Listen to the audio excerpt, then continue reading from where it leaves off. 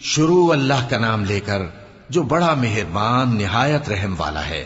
الف لام میم، یہ حکمت کی بھری ہوئی کتاب کی آیتیں ہیں، نیکوکاروں کے لیے ہدایت اور رحمت، وہ جو نماز کی پابندی کرتے اور زکات دیتے ہیں، اور وہی ہیں جو آخرت کا یقین رکھتے ہیں، یہی اپنے پروردگار کی طرف سے ہدایت پر ہیں اور یہی کامیاب ہیں۔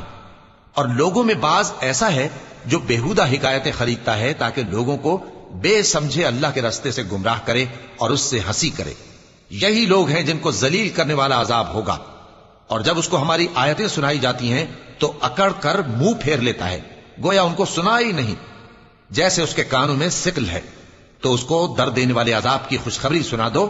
جو لوگ ایمان لائے اور نیک کام کرتے رہے ان کے لیے نعمت کے باغ ہیں، ہمیشہ ان میں رہیں گے۔ اللہ کا وعدہ سچا ہے اور وہ غالب ہے، حکمت والا ہے۔ اسی نے آسمانوں کو ستونوں کے بغیر پیدا کیا جیسا کہ تم دیکھتے ہو، اور زمین میں پہاڑ بنا کر رکھ دیے تاکہ وہ تم کو لے کر ڈولنے نہ لگے، اور اس میں ہر طرح کے جانور پھیلا دیے۔ اور ہم ہی نے آسمان سے پانی نازل کیا، پھر اس میں ہر قسم کی نفیس چیزیں اگائیں۔ یہ تو اللہ کی تخلیق ہے۔ اب مجھے دکھاؤ کہ اللہ کے سوا جو ہستیاں ہیں انہوں نے کیا پیدا کیا ہے۔ حقیقت یہ ہے کہ یہ ظالم کھلی گمراہی میں ہیں۔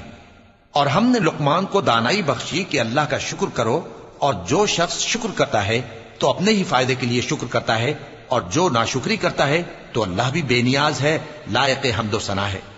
اور اس وقت کو یاد کرو جب لقمان نے اپنے بیٹے کو نصیحت کرتے ہوئے کہا کہ بیٹا، اللہ کے ساتھ شرک نہ کرنا، شرک تو بڑا بھاری ظلم ہے۔